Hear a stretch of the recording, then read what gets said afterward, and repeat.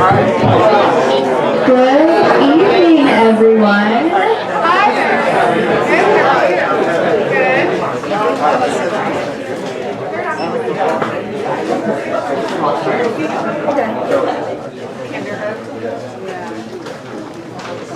Good evening and welcome to Greenland Bookstore. My name's Josie. I'm the Events and Marketing Manager here at Greenland, and we are so excited tonight to be hosting our event with David Santos Donaldson, presenting his new book, Greenland Out.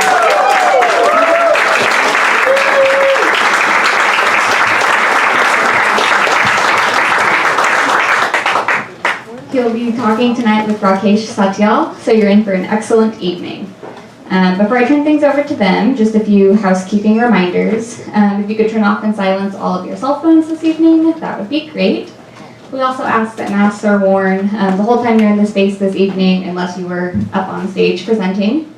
We also have some signed copies of the book for sale at the register tonight, and David will be personalizing after if you're interested. This is an incredibly sold out, packed event. So when we sell out of books, and I know that we will, you can always special order a copy, and David will be by next week to sign more as well. So you will definitely get a signed book if you'd like one, even if it's not this evening. And finally, we are recording tonight's event, and as long as everything goes well tech-wise, it'll be available on YouTube in the coming days. But now, on to the good stuff. Our interviewer for this evening is Rakesh Satyal. Rakesh is the author of the novels Blue Boy and No One Can Pronounce My Name. He is an executive editor at the Harper One Group / HarperCollins. And he will be speaking tonight with our featured author, David Santos Donaldson. David Santos Donaldson was raised in Nassau, Bahamas, after attending Wesleyan University and the drama division of the Juilliard School. He has lived in India, Spain, the United States, and the Bahamas. His plays have been commissioned by the Public Theater, and he was a finalist for the Urban Stages Emerging Playwright Award. He has worked as the artistic director for the Dundas Center for Performing Arts, and is currently a practicing psychotherapist. He divides his time between Brooklyn, New York, and Seville, Spain. Tonight's featured book, Greenland, is his first novel. In this novel within a novel, in the vein of The Prophets and Memorial, the young author writes about the secret love affair between E.M. Forster and Mohammed el Adl, in which Mohammed's story collides with his own, blending fact and fiction.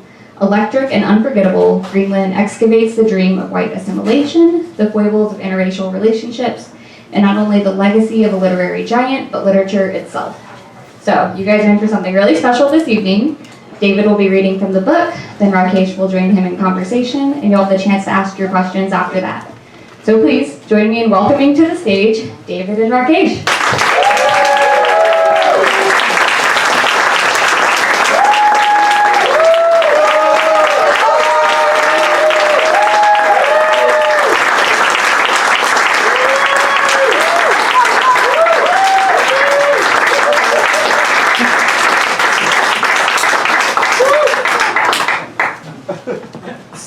Do you want to begin with a reading? I guess so. Yeah, and are you going to read from the very beginning? I'm going to read from little bits from the beginning. Okay, yeah. great. Well, the mic works, right? Yes, we can hear So you. many people here. Hi! Friends. Yeah. So close. It's like the only time you guys are going to get together again is when I die.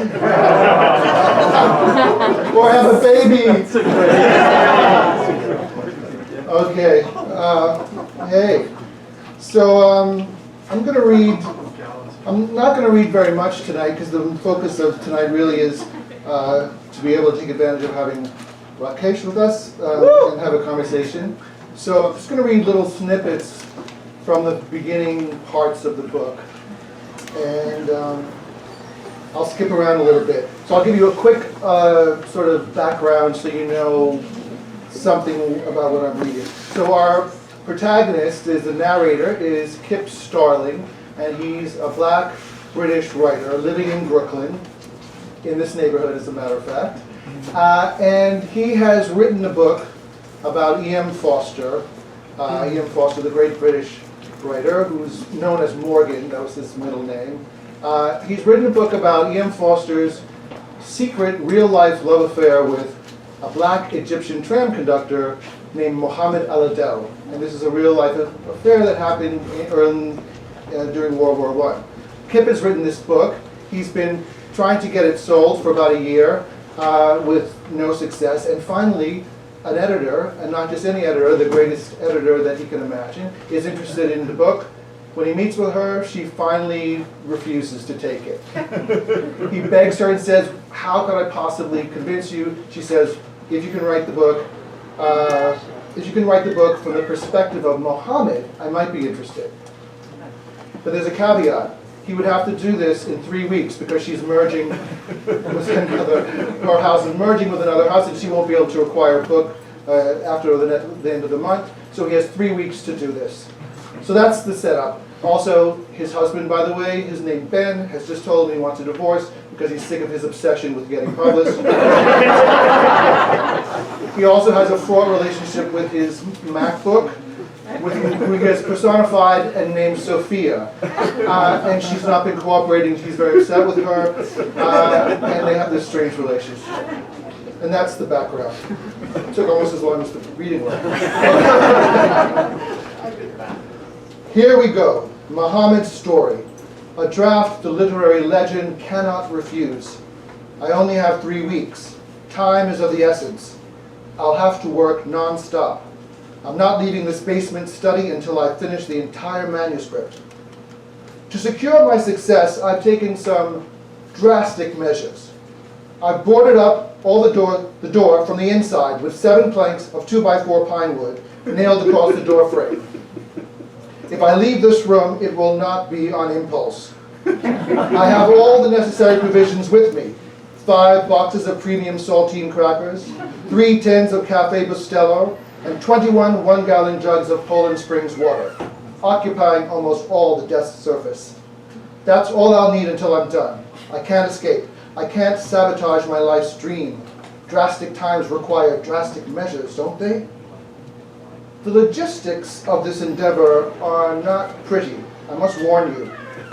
I have my essential writing supplies, my MacBook with its power cord and Oxford English Dictionary, the shorter 2-volume set. My iPhone is stored away in the bottom drawer in case of emergencies. I barely get a signal down here anyway. And I've turned off the internet router. I want no distractions from the external world. Yet there are the internal distractions to consider. The bodily necessities. In the study, there's a tiny half bathroom, they call it, a little water closet. But we never use it. The toilet doesn't always flush properly. I'll say flushing for when it's absolutely necessary. Otherwise, I'll piss down the sink. That ought to help. They say W.H. Auden, while a don at King's College, customarily tinkled in his study sink. The expediency of poets. Art is a savage undertaking. We're in a Brooklyn brownstone on DeKalb Avenue. Ben bought the place with his inheritance after his father died. It's lovely, with way more rooms than we need. I moved in with him 8 years ago. That's when I installed this basement study. I could have chosen any one of many rooms upstairs, but I wanted my own space, free, apart from Ben's history. Yet it's impossible to escape history in these old houses. We're just opposite Fort Greene Park, the hilltop park that was conceived by the great American bard Walt Whitman. I look outside of this birdcage window for inspiration, but I only face the backdrop of the old cedar fence, beleaguered with lime green moss. If I crane my neck up, I can see a dishwater gray sky, and next to that, the snow-capped red barbecue grill is our snowman. Last week, Ben and I made the snowman. It was after this year's first big snowfall, a bright, crisp, blustery day. It already seems so far away, a happier, more innocent time. The snowman's carrot nose has now drooped considerably. Pigeons have shat gray-green on his wobbly head. And the coals from his eyes seem to peer down at me in judgment from behind my window's iron grates. I'm free, the snowman seems to say, and you're still in a cage. A cage or a jail? Yes, the muses have finally sung. I'll start the new novel with Muhammad writing his story from jail. In real life, he was jailed for 6 months in 1919, locked away as I am now. We're not so different, Mohammed and I.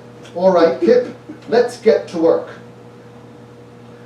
I return to my desk and readjust the height of the swivel chair. It was too low. I plant my Adidas-clad shoes, soles on the creaking floorboard, shut my eyes, and pray Sophia is kinder to me now. After all, I have an original idea of my own. Mohammed is writing from his jail cell. And then, like a miracle, Sophia awakens my fingertips. I feel them tingling as she lifts them swiftly across her keyboard. And before I know it, together we are delivering my new opening words. Mohammed's story, A Mind Like Winter. Winter in Alexandria is my favorite season. It's wet and gloomy, but it can be a strange comfort. It's like when ice is held to your bare skin.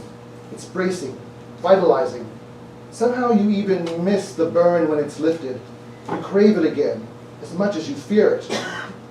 I look back fondly on my winters in Alexandria, especially a particular winter 2 years ago when I was 21. My life changed then. Morgan, he was the icy sting I craved, that I feared. His wintry touch comforted, but then it scorched me too. That winter of 1917 was no different from most.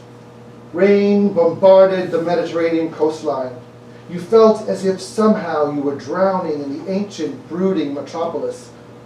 There was also a peculiar odor of antiquity everywhere, a moldiness seeping up from cobblestones in the labyrinths of Turkish town, from the porous limestones of the old city wall, and from cracked pavements of grand streets like Rue Fouad, the former Canopic Way, where Cleopatra once rode, where mules now stomp up mud as they carry red Berber carpets for sale, where horse-drawn calèches trot by with their brass bells tinging against the quiet roar of rain, where culverts overflow with sludge and piss and shit.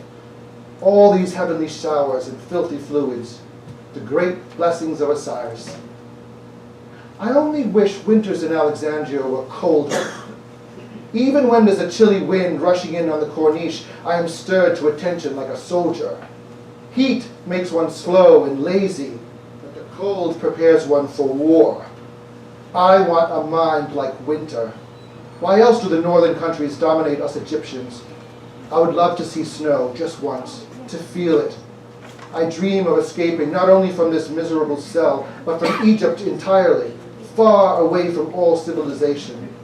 What good has it done me?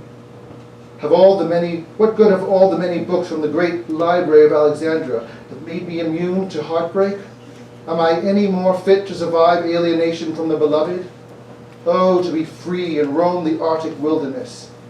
If I were an Eskimo, I could trek through the ice and freezing winds, and I could find safety by making my own igloo.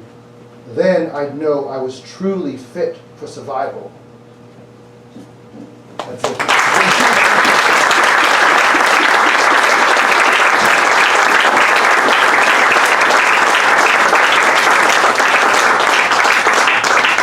There's that Juilliard training. I but I always love it when authors read their work so well because it really gets another dimension of their work. So I'm thrilled to speak with you. And likewise. I wanted to begin by talking a little bit about your publishing history because that's a huge part of this book. There's this obvious meta component to the author trying to get published and Kip kind of being on that journey. Now, full disclosure, I read some of your work many years ago when I was first an editor at HarperCollins. This is how long publishing life is. So I worked at HarperCollins, Harper proper, from 2006 to 2011, and I saw a work of yours then. Yeah. And now here we are in 2022. I gave you the best rejection letter I ever received. I saved it, it's beautiful. I killed it with kindness and brought you back to life. But I'd love to hear just kind of, before we get into the book itself, what that journey has been like for you. Whew. Yeah, you're like, give an hour. Yeah, exactly. Yeah, right. Well, as you know, it's been a journey. And you could say it's a bit of a meta process with the book, because Kip, the protagonist, has been struggling for years trying to get his stuff published. And so it's hard. I think what was finally happened, I think, is that I succumbed to the fact that I was going to have to adjust my high artistic aspirations of being Proust or someone really fantastic like Faulkner, and write something that people could understand pretty easily. Because those guys had done it already, and some few people are able to accomplish it, but I found it that I had to cater somewhat to the commercial aspect of publishing. So it took me a while to do that and think about actually doing that, and I made a concerted effort, actually started reading all this popular stuff that was getting published like right now, saying how is this different from what I'm doing? How am I missing the mark? And I realized I had to be a lot simpler. This is my simple, which I'm hearing is not very simple, but simple enough, and also I think strangely lucky, but for a sad reason, to have my voice come out at the same time that Black Lives Matter and George Floyd happened. And that's just when we were sending out my book, and I think people were finally ready or admitted that they had to include more voices like mine. And not just, there have been, a long history of black voices writing, but not so much queer black voices. And this was now the time for diversity in that sense. So I think I wrote a better, more accessible book, and the market matched what was going on for me. So yeah, I think it is funny, because I think about that early work I saw of yours, and there is that is very funny. This is your commercial book. You've distilled all of those things. But I was just having this conversation with an author earlier today, an author of mine, about that urgency that you get into the process, the idea that sometimes you are sort of distilled down to your almost primal instincts as a writer in terms of what you want to be accomplishing, and what you want the work to be doing, and what those elements are going to be. And I feel that in this book, it is worth noting, this is your voice. That, whatever obstacles you went through to do that, they have been refined to a point where this feels very much like the voice that you were getting at in those early pages. So it's exciting to see that evolution. And it's funny you say that, because as you know, the book is about a writer trying to find his voice. Yeah. And in that sense, it sort of mimics my own process in a way. And the same sort of revelation came to me that, I don't give away too much, never mind. Yeah, there's a lot you can give away. I'm not going to give away too much. That's right. But I wanted to ask you that question because a term that people use very often now is autofiction, and the idea that everything is based on your own personal experience. And I think there were clearly things that you were going to have to recalibrate, or things that you revisit because it's fiction, or because it's the kind of genre of fiction. And there are things that you can do in fiction that you don't necessarily do in memoir or personal essays. So was that something you considered very strongly before you even began writing this book, or was that something you started to find out the farther you got into it? Like, what are those? What? About the details of yourself that you were going to include or not include. That. Because that's the question we get asked a million times, regardless. You could write a novel about a dragon, and they'd be like, "Well, when we were breathing fire." Yeah. So I did not set out at all to write anything about myself at all. I set out to do the task. So it's very tricky, this book, and I've been mischievous in a way because my mic keeps on coming. You can hear me. My mic keeps on coming and going, but anyway, it's gone, right? Yeah. We can hear you. We can still hear you. Again. Okay. She told me I had to put it really high, and she was right. So, what was I saying? You were saying, you went into I wasn't planning to write about myself at all. Nothing close to autofiction. It was I was mischievous because I start the novel Greenland Out being very close to me, And I think that's mischievous because it doesn't, what follows isn't me, but it starts out me. So it starts out with this, black, British educated, Bahamian ancestor person living in Brooklyn, writing a novel about E.M. Forster from Muhammad's point of view. And that's what I was setting out to do, write a book about E.M. Forster's relationship with Muhammad for this grand editor who I actually did meet with my agent.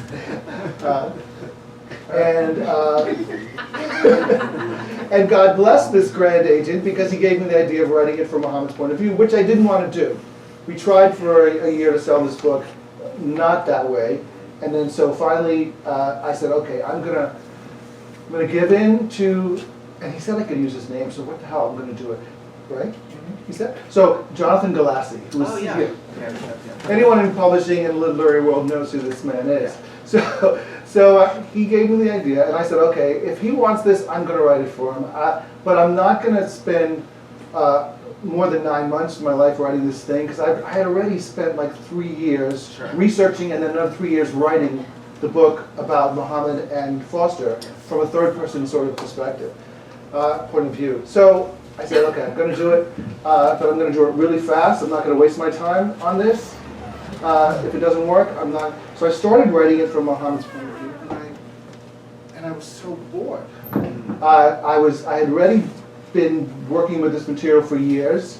I found somewhat of Muhammad's voice, but it wasn't enough to keep me. To write a novel, you have to really be in it because it's going to take years, and every day you're sitting down and writing. So I was like, I hate doing this. Why am I doing this? But I want Jonathan Galassi to get this fucking book. So I kind of really did lock myself in the room and said, okay, I'm going to do this. And then as I did, I got so angry one morning, and what I have in my process in writing is that when I sit down to write, whatever I'm feeling at the moment, whether it's, I don't follow a guide or an outline. So whatever I'm feeling at the moment, I put down on the page. And it's not like, the artist's way, it's not like morning pages really, because I actually use it for the book. I just go from where I'm feeling. So if I yesterday left a character that was happy, and I'm in a really cranky bad mood, the character is suddenly in a bad mood. That's where I start. And I started saying, I don't want to fucking write this book. I feel like I have a gun to my head, and I'm locked in here doing this. And then that voice sort of took me away, and it was Kip. And then he morphed into his own person, who is not me. So it's not autofiction, really. And I love people who can write autofiction, and like Knausgaard. I don't know if you call that autofiction. That's just. Oh, that's the excellent what's question. that? Right? That is. But I can see that, and again, not giving a spoiler, but that is what the book is. This idea of kind of pulling something apart of the scene and seeing where it's going to unravel and where that's going to take you.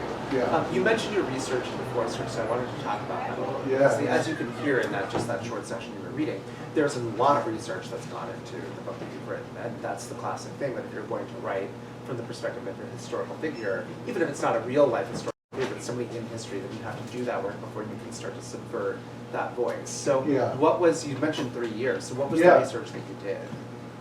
Well, I read all the biographies I could find, and luckily, by coincidence, while I was doing research about the book, a new book came out, published by Jonathan Galassi, about E.M. Forster's love life. So I said, wow, this book was made just for me, because this is what I'm researching. And it turned out that my husband knew the woman who wrote it. We grew up in the same town, so I got to meet her. So I did all this research and reading, and then eventually I got to go to King's College, the archives. And that was really cool, because not only could I imagine that I was as cool as my friend Ignacio, who went to Cambridge, but I could sitting there in my Cambridge sweater like I'm looking out on this Gothic scene. But so it was fun to just be there in the space, because E.M. Forster lived in the same building that I did the research in, too. His rooms were there, so I got to see that. But also, he didn't have any of his, sorry if I don't look at me, I'm talking, I'm thinking. Oh, no, please. Don't look at me, I'm hideous. No. It's fabulous, what are you talking about? he mandated that none of his materials could be photocopied or mechanically reproduced. So all the letters that he wrote and his diaries, and even in his ring that Mohammed gave him, all is there in person for me to hold. So I was like holding letters from Virginia Woolf and D.H. Lawrence in my hand.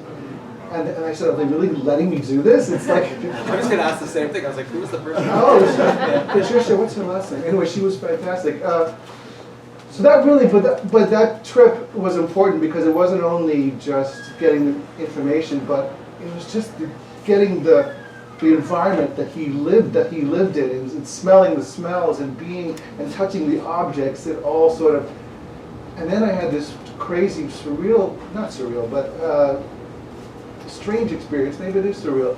I was looking through photographs of Muhammad, and I had seen some of them in the books, but there was one that I hadn't seen, and it fell out of the envelope, and it looked like one of my high school yearbook pictures. Oh, wow. Like, I did a double take. I said, oh my God. And it really, I felt like, you know, because I had always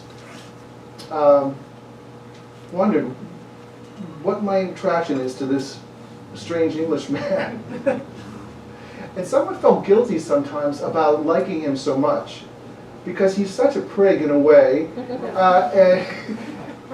and he's not. And at the time that I encountered him, really, I mean, my mother was an English teacher, and he was a passage of India was on our shelves growing up, but I never really was interested in reading him that much. My mom was really into like Dostoevsky and Tolstoy, and that stuff I gravitated to. But he seemed a little bit, you know, foreign to me in a way, and also maybe too British because I was inundated with British stuff growing up. So I didn't really like to read him a lot. But then in college I started reading him. I really liked him, and I felt guilty because at that time I was, you know, the people you're really supposed to like was like Rushdie and Toni Morrison, who I, you know, love beyond still. But I was like, why do I like this little priggish man? But it's so comforting to read his work. But then it's more than comforting because he's also subversive in many ways, slyly, really slyly. And when I found out in college he was gay, I'm like, okay, there's more to this man. And I sort of like fell in love with him, and I felt guilty falling in love with him. But then I saw this picture of Muhammad. It's like, oh, but he fell in love with him too. Like, what is it about this priggish man? There's something. And I did sorry, Ian Forster, you're much more than that. He's, you know, deep and universal and profound, which is why I was drawn to him so much. Eventually, it's there. He's turning in his satiny grave. You know, I want to say a crazy coincidence, because I think Tara, my editor, is also connected to him because she set our publishing date for June 7th. And June 7th is the anniversary of his death. Oh, wow. So he's reborn. Yes. But you know, it's so funny you mentioned that, because I also, when I was in high school, I read basically everything by Forster. Yeah. I had the same reaction because I'm also an Edith Wharton nut. I love Right. And for a long time I thought the same thing. You know, we try to be kind of dismissive in the sense, or reductive in the sense of why we gravitate towards people, because we think it's just happenstance. We think that these are the classics, the kind of Western classics we're told to read. Exactly. And then it takes a long time before you realize, well, there are actually very concrete themes in the work that absolutely are perpendicular to your experience. Absolutely. Parallel. So the idea that, like Forster, you can feel his being closeted in the books as Absolutely. you read them, Yeah. or you can, Wharton, you feel the Mhm. constrictions of her time in Yeah. what she's trying to write about and kind of free herself from. Absolutely. So it is funny that it's really helpful sometimes to look back on the body of work of many authors you've read and see that through line after the fact. Because Mhm. it's not necessarily something you see in the meantime. Right. You mentioned Tara, who's my colleague and an extraordinary editor and publisher, and I wanted to talk a little bit about the editing process, because this book, I mean, again, he's really getting at this idea of this book. You jump in so many different milieus and time periods and voices, and it all works. And it's very sensorial, the whole book. Like you feel those places as you were talking about. But how did you work together on that? Because it's a big book to revisit. Yeah. John, can you move so I can see Tara? There's the big reveal. It's such a beautiful sight to see. So, I mean, like the first question you asked me, I could talk for an hour about, I mean, I feel embarrassed gushing about my editor because I don't talk to other. Oh, I never cry. John, do I ever cry? Tara, wow. That happened. Maybe you were blocking it for a good reason. From that. No, I couldn't dream for a better editor because Tara immediately got the book, and in my first meeting with her, I knew this is the editor. The kind of enthusiasm and insight as to what was going on in the book she got right away. But she also said, you know, I love it, I love it, I love it, I love it. And I was like, yeah, but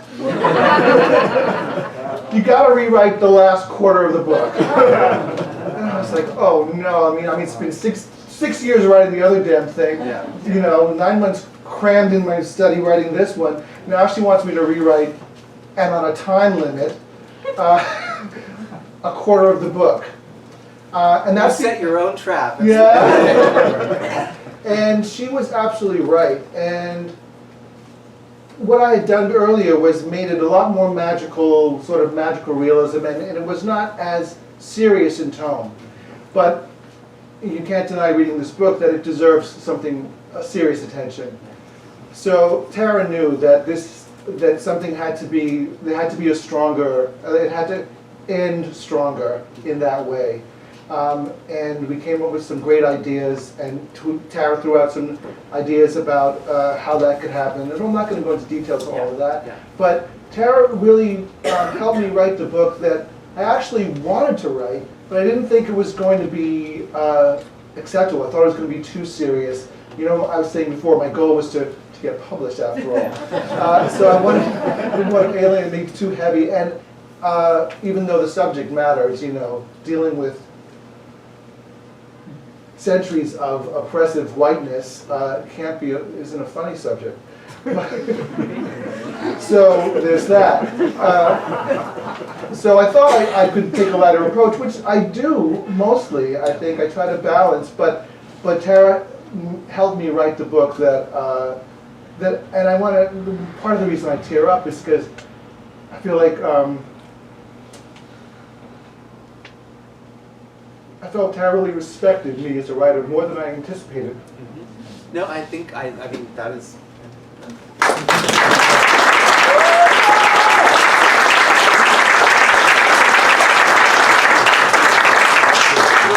And she's the most fabulous diva you have. Anyway, on top of all that, and you know, I keep on using the word enthusiasm. Sorry, Rakesh, but enthusiasm is not a light word. It's not like, you know, cheerleader. You know, because enthusiasm, the root of enthusiasm, I don't know if you guys know what the root of it is, but it means filled with God.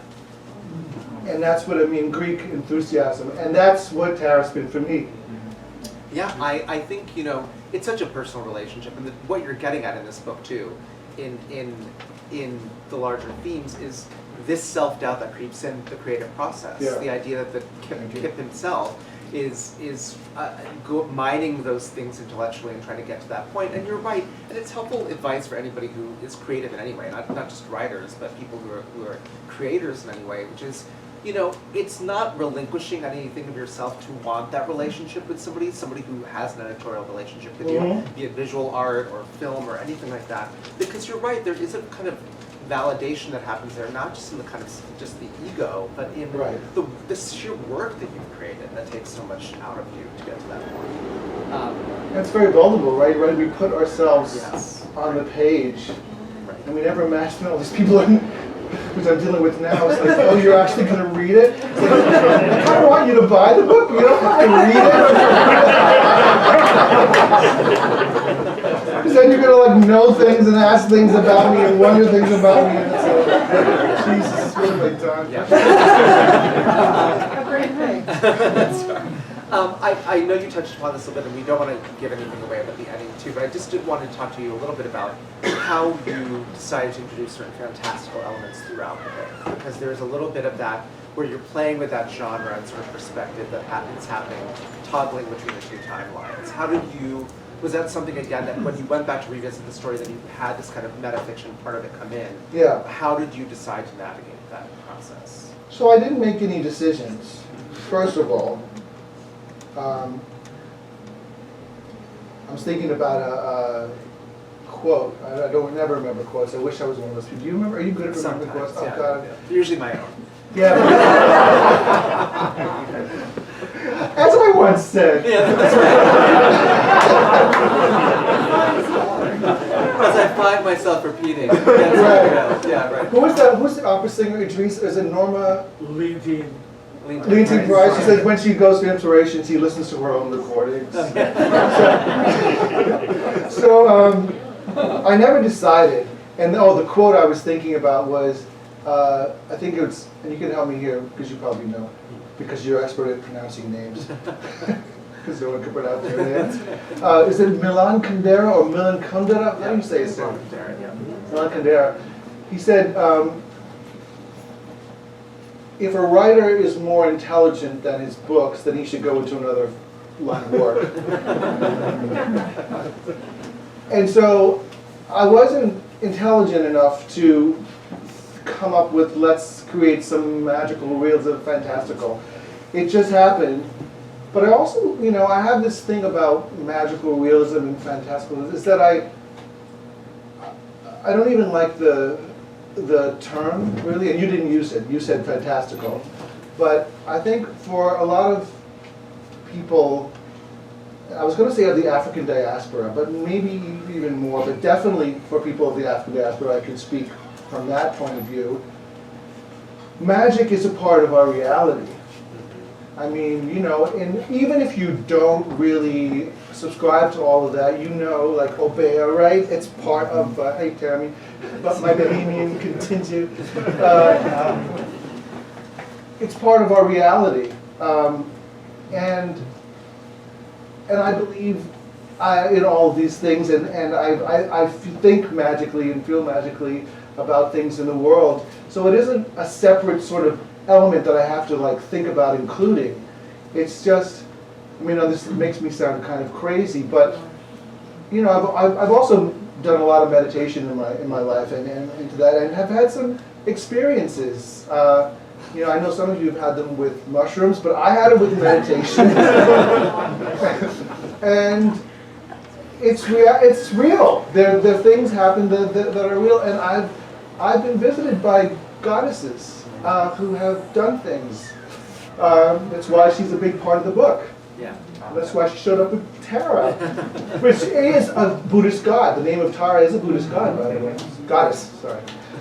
These gendered terms are soon, what are we going to do with them? This goddess has to go, right? Because it's too gendered. Anyway. But yeah, so I wanted to ask you, then we'll open up things for questions, but and I think you touched upon this a little bit, but after all this work that you've done and everything that's gone into the book, what is the feeling that you have? Is it accomplishment? Is it relief? Is it all of those things? Is it just bewilderment? Is it, what is the feeling? It's a little overwhelming. Yeah. It's all those things. Yeah. It's overwhelming because it's all those things. Yeah. It's like, oh, this is great. Why did I do this? The exposure part, I'm not. I know it's weird because I started out as an actor, and so you think an actor would be into being out there, and you said you saw my Juilliard training. I can, I guess, employ some of that, but I'm probably most comfortable as a hermit, and I don't, I'm really introverted. I drag myself out to parties, and I have a good time, but it drains the hell out of me. And I really get energy being by myself and quiet. And I almost became a monk, and God bless my mother. She's was so. And I told my mom I was going to be a monk and move to India in my sophomore year of college. I applied to a monastery. And she was so supportive. I mean, inside she was probably screaming, right? But she let me go, and but a big part of me is a monk. So to be having to be out in the world and Instagramming and Facebooking and now getting feedback, and then getting feedback that's all over the place, but also indicating things about myself that I didn't even know. Lucky enough to get reviews, and even luckier to get some great reviews. But even as I'm reading those, I'm like, oh, I did that, and that's what I'm like. I didn't realize that. I didn't know that. So it's overwhelming in that way, and it's great. I mean, I have wanted this for a long time, so it's also great. But then sometimes I fantasize, I wish I was like J.D. Salinger, who could like get all the great reviews and hide somewhere. Well, there's the recursive nature, because nothing will make you psychoanalyze yourself more than publishing a book. So. Right? Yeah. But so, what's her name? Oh God, never mind. You were saying something. It was Tara, our Tara and the Miss Goddess. But love to open up for questions. If you have a question, I'll try to repeat it too in case everybody hears, in case they don't hear it. But please, questions. Yes? Oh, you. Well, I have a question, yes. Now that you're The published. reporter has a question. Yes, the reporter has a question. Congratulations on the book.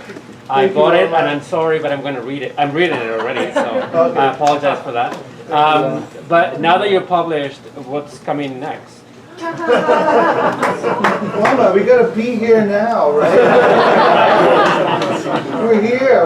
I have no idea. I hope I write something that Tara likes. I hope it doesn't take 6 years. Got some ideas already churning, but I'm superstitious, so I don't want to say too much. But what comes immediately next is having more things like this.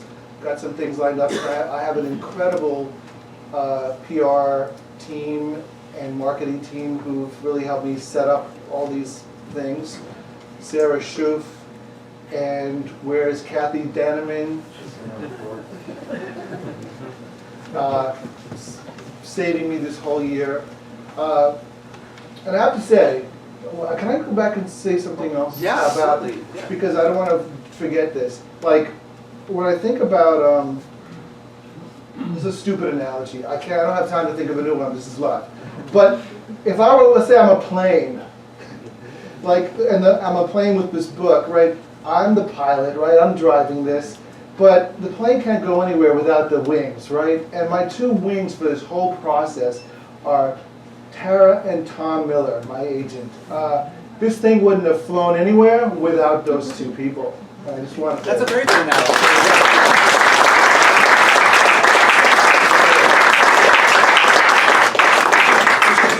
That's a great analogy. And by the way, you mentioned reviews. He got a rave review in the LA Times, which was beautiful to read. So, yes. I have a question. Hi, Tammy. I'm one of those people who I own many more books than I have read, Good. including some Forster. Okay. Should I read the Forster before Greenland or after? Well, of course you should read Greenland right away. And then, you don't need to have no Forster at all to read the book, to appreciate Greenland. Yeah. Will the Forster be a better read after Greenland? It might be interesting to know some of his background. Now, you remember, like, what I did with this book is really wrote it from Muhammad's point of view. So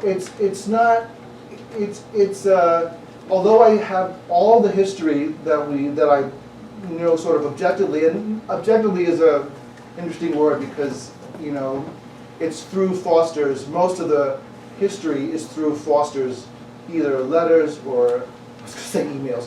Yeah, right.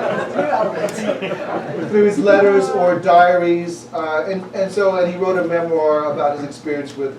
So it's from his perspective anyway, and I love quoting. And I wish I could, but I was thinking about Borges said that anything that passes through memory becomes fiction. So,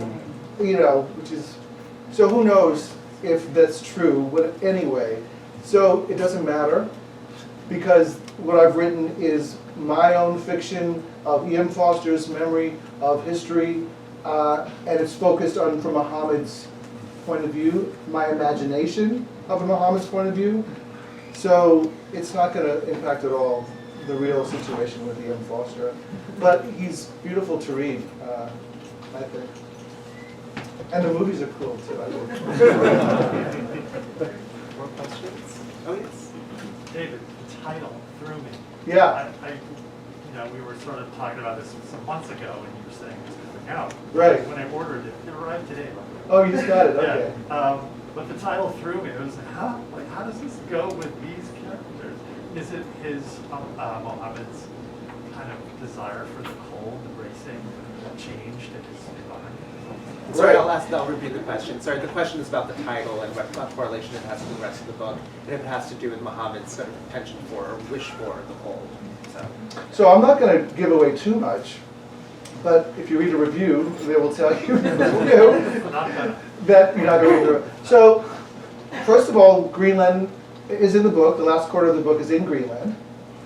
And Greenland also is my own kind of play on, it's sort of a, what's the word, ironic take on this man who finds his self as a black man surrounded by whiteness. And Greenland is mostly snow. It's all white. It's a white land.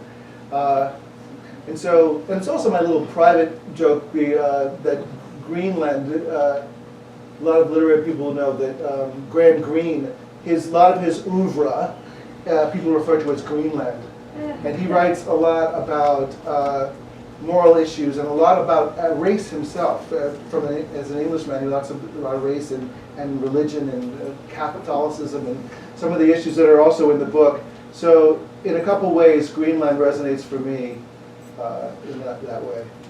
Also, we couldn't have done the event here tonight unless there was a Greenland. Also, Greenland, Green Line bookstore. Precursor. Prerequisite. Maybe one last question if somebody has one? Yes. I've got one. This is my sister, by the way. Oh. What do you feel like you learned most about yourself during the writing process? Yeah. No, this is good question because the writing,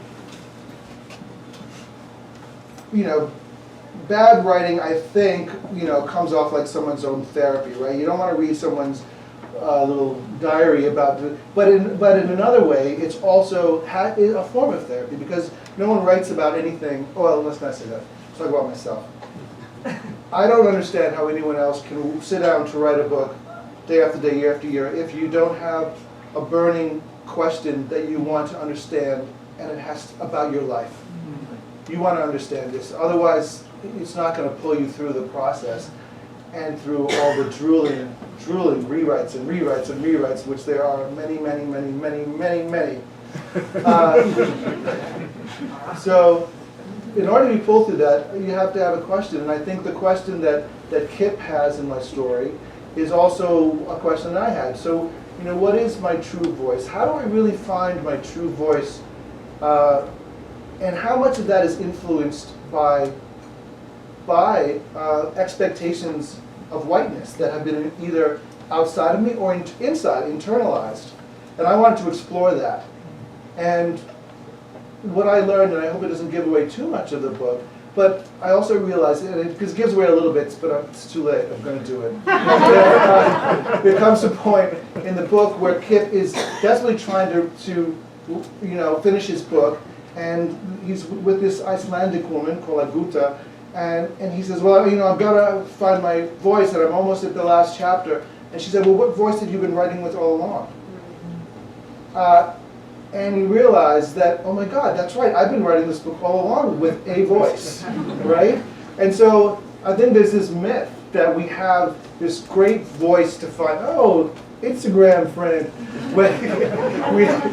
We have this great voice to find that is ours and that's this great thing. But really, our voice is what it is right now. Whatever we have right now, this is our voice. This is our true voice, wherever it is. It may not be perfect. It may not be your idealized thing of what you think it is. And I learned that writing this book. I'm like, well, this is what I got. I mean, it's not Toni Morrison. Maybe it's not even James Jones Jr.'s The Prophets. Maybe it's not, this is my voice. This is what it is right now. And maybe my next one will be, more like Toni Morrison, but this is it.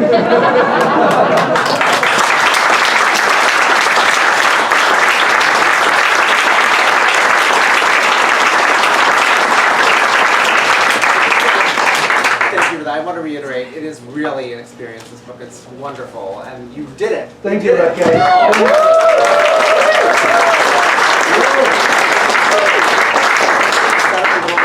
Do you want to make that announcement about the? Yeah, I think there'll be a little. Oh, I didn't say Maya too. Maya, I didn't see Maya here. Maya's the marketing engine with Tara, and she's been killer. She's absolutely great.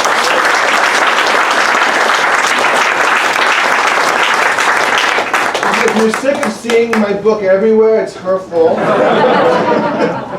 They'll never be sick of it. But I think there will be a line we'll form for personalizing books, so please stay for that. And thank you again for being here. And thank you, Rakesh, so much. Rakesh, please, also, I know this was supposed to be focused on me, but Rakesh is an amazing writer, you guys. Beautiful writer.